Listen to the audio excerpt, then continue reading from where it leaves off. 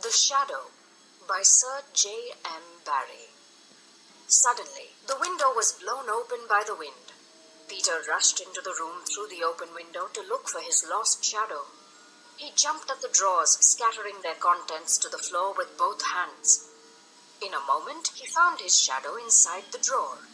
Peter had thought that he and his shadow, when brought near each other, would join like drops of water, and when they did not, he was shocked.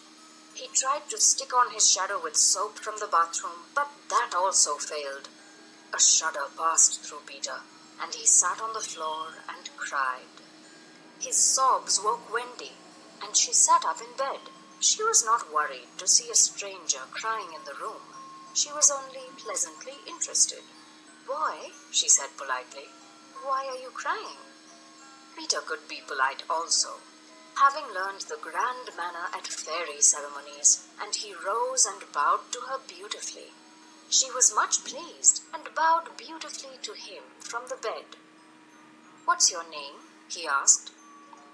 "Wendy Moira Angela Darling," she replied with some satisfaction. "What is your name?" "Peter Pan." She was already sure that he must be Peter, but it did seem a short name compared to hers. "Is that all?" she asked him. "Yes," he said rather sharply. He felt for the first time that his name was a shortish name. "I'm so sorry," said Wendy Moira Angela. "It doesn't matter," Peter gulped. She asked where he lived.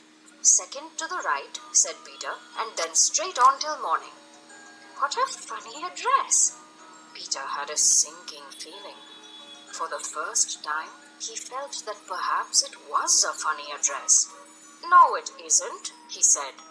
"I mean," Wendy said nicely, remembering that she was the hostess, "is that what they put on the letters?" "Don't get any letters," Peter said disapprovingly. "But your mother gets letters." "Don't have a mother," he said.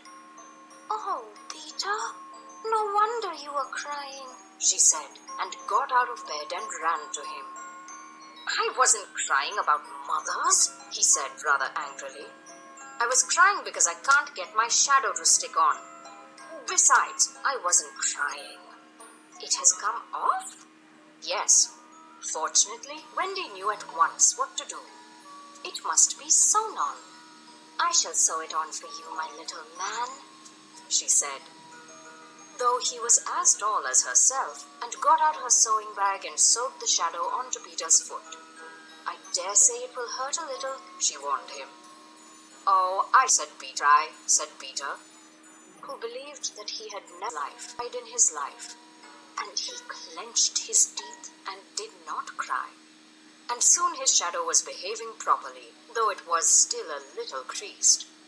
"Perhaps I should have ironed it," Wendy said thoughtfully. But Peter was indifferent to appearances, and he was now jumping about in the wildest glee. Alas, he had already forgotten that he owed his happiness to Wendy. He thought he had attached the shadow himself. "How clever I am!" he cried rapturously.